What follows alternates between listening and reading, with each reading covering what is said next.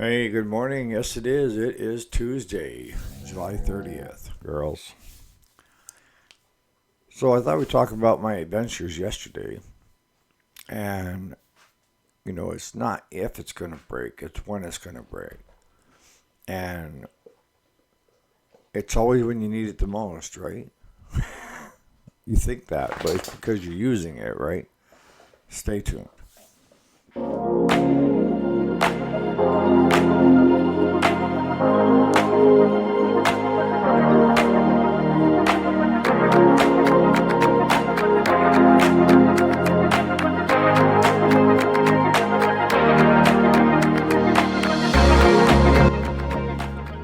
Alrighty, so welcome back to the channel. My name is Eric, if you didn't already know, and this is the weekday. This is Tuesday, July 30th.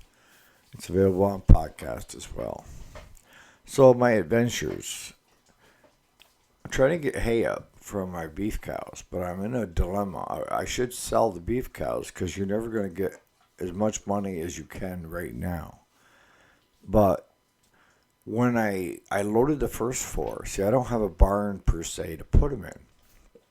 So I have to round them up and get them in a corral. Well, the ones that I got first, four, the rest of them watched, the herd did. And they watched as we got it loaded onto the trailer and down to the sale barn, right? All's good so far, right? Not so good. We had one cow, Judy, that I was just assuming I had sold because she's getting old and she lost her calf. She got loose. She found the exit between the trailer and a post that was there. We stuck a round bale up against it, but she went right over top of it. And for 2 weeks, there were sightings of Judy on the side of the road. And she was trying to get back in with the herd. How many times Claude and I stopped and shook some grain, which we feed grain, I feed grain, and the girls respond to it. The reason I feed grain is not that they need it, it's because I want something, so if I want to catch them, I can shake it and they will come. So finally, after 2.5 weeks, we don't see her. Like, where the heck did she go? And so I was giving the cows some grain, and here comes Judy, but she's now in the pasture with the cows, and the steers, and the heifers, and the baby calves. Happy as a lark. Before she'd see you, she'd run the other direction. Once she was in with the herd, she'd see the grain, she'd come running, and she was trying to knock everybody down in the process of getting to the trough first. So what took place from there was the other ones watched what happened to the four. They disappeared. Where did they go? And cows are not stupid. People think they're a dumb animal. They are not. So I tried for the next 2 weeks getting them grain to get them to come into the corral. And what I ended up with is the mama cows that I planned on keeping with their calves. Figured out I wasn't after them. So they'd all come running in. Just as nice and easy and start eating the grain. The ones that I wanted stood on the other side of the corral looking in. Like, we know what happened. We don't know where that they went, but they got loaded on and now they're gone. And even to this date, this is going on 3 weeks. If I get the grain out, feed the cows, the mama cows will come in that I want to keep. And now all the rest of them are standing up on the side hill about 50, 60 yards away, just staring. So I like to get them buggers caught and down to the sale barn and then just keep 10, 15 mama cows with their calves and thin the herd down. But either way, I still have to do haying. But it would debate on whether to do 5 farms or 3 farms, And the equipment's getting older. We're getting older. And things are going to break down. Maintenance is the key. Plenty of grease. We grease everything good. The one baler, I think I replaced 4 belts on it this year out of the 6. But I had never put a belt on it before, and I bought that used. The big baler, we hadn't done anything to that, and we had a high rock that hit the pickup on that baler and damaged some what they call strippers. Not that you find it in the bar, but these are strippers that go on a baler. So we went ahead and replaced that and straightened out things and found some mud and rocks in the pickup and replaced a casting piece on the other side. But as it stands right today, my John Deere 2240 has got a seal leak on the lower rear end that we got to get fixed. The hydraulic pump is getting weak, but I've got another one to put in place. And then we have to weld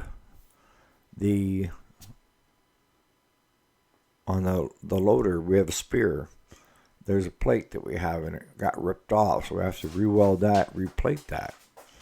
And then that one's ready to go. As of right now, it's down. On my John Deere 820, the new hydraulic pump that we got from China didn't last a month. And I don't have any hydraulics, so that's got to come out. And that one now has no hydraulics, so that's down. My Deutz 7085, my main machine, the tire had been going soft gradually. And both of those tires are calcium chloride filled for weight. Well, we've been babying it, trying to get it through hay season before I send it over to our tire guy.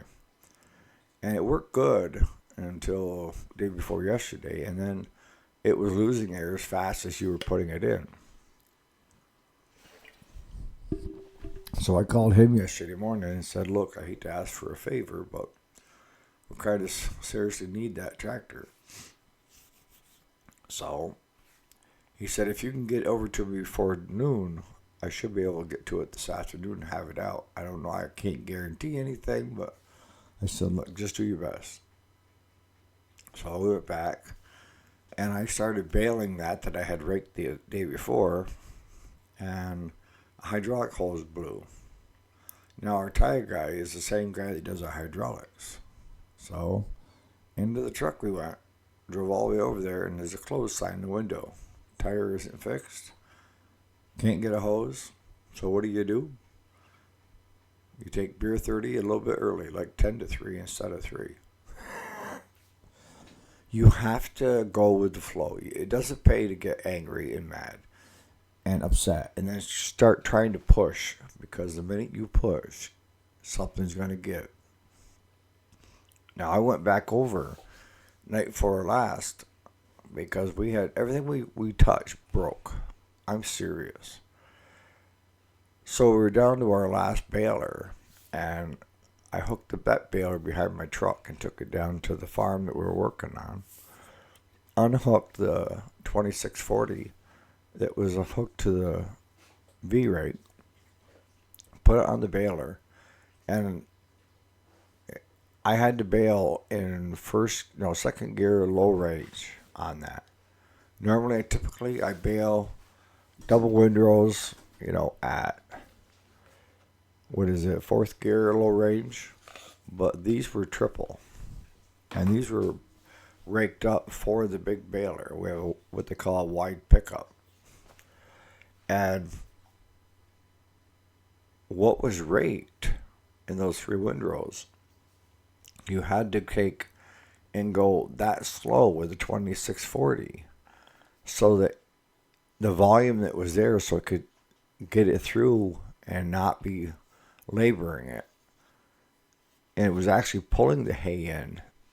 And then if there was stuff that was on the side that it missed, if you went slow enough, it would pick it up again and bring it through.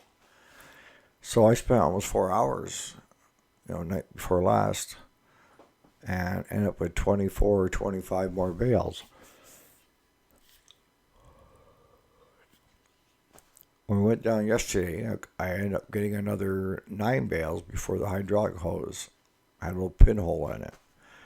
And normally I could wrap it, and just to get me by to finish what I had raked.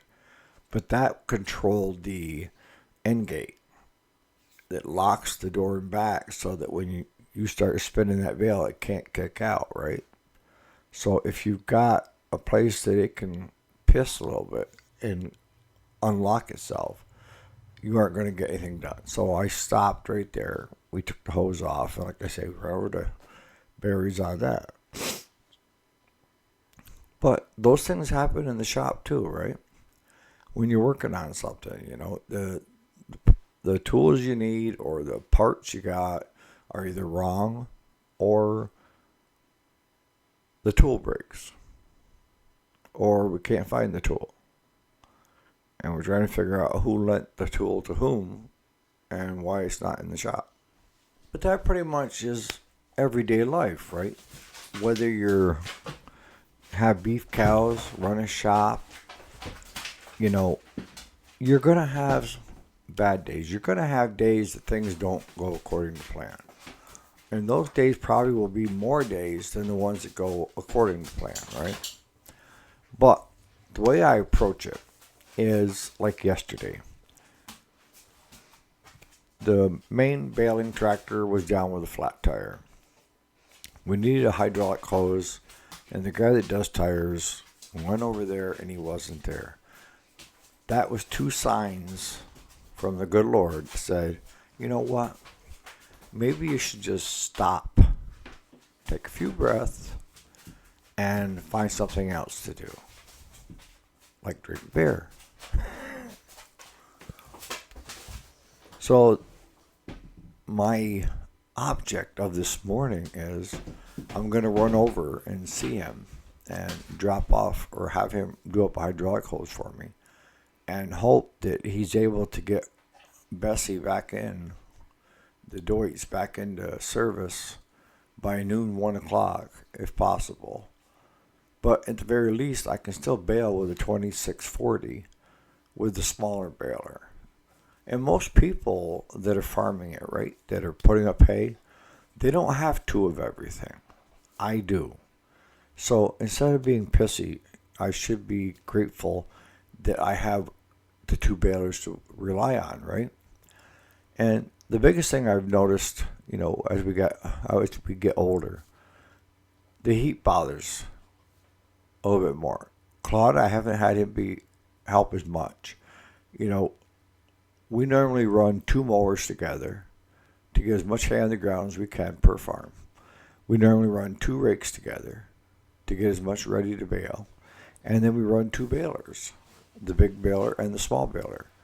And we can knock out one of the farms on a 2 days, 3 day schedule with good weather. But now it's just me mowing. Half the time it's just one of us raking and only one of us baling, me. Because the heat, Claude can't take the heat anymore. Can't take the direct sunlight that is his tractor, I call it, is my 2640. That's the one he likes. And we devised an idea of how to just put a regular umbrella tied to a stick to keep the sun off him, but he wouldn't do that. He carries his jug of water. So I'm trying to do the same amount of work with less help. And the only way I can do that is to have everything working the way it should, right? So today's adventure is, let's see if we can't get it'd be 3/4 of the farm done. I've got half of it all baled up already. This dry bale, I want to get the rest of it baled up today. And they said possible rain this morning and then thunder showers this afternoon. The only good thing is with the small baler, if I have to, I can wrap them. And when somebody says wrap them, it means while they're at least 50% moisture or more, you can wrap them, and it's actually like candy to the cows. It has a nice sweet, and it cooks the grasses in the bag. So I'm going to cut her off right there for today. But I want you to keep in mind, the moral of the story is when you come up against those odds, getting upset, throwing things, and swearing and everything else is not going to change the end result. It's not. And actually, if you have help with you, it may piss them off and then you won't have any help. Just take what you can do. Claude is saying, let's take smaller bites. I can't. We're going into August and we still haven't got first cut completely in. And second cut will be due in August. So there's no downtime in between to fix. But I need to keep him in the shop too, working on customers' machines first and not mine. So he can work on putting together a Ford 8M, put a new clutch in that. He's got that. He's buttoning that up right now. Well, I go get the hose and talk with my man over there. And I could throw the hose on. No big deal. And get to baling, get to raking again. So on that note, you guys have a great Tuesday. We'll see you here bright and early tomorrow morning. And I'll tell you how it turned out. Alrighty.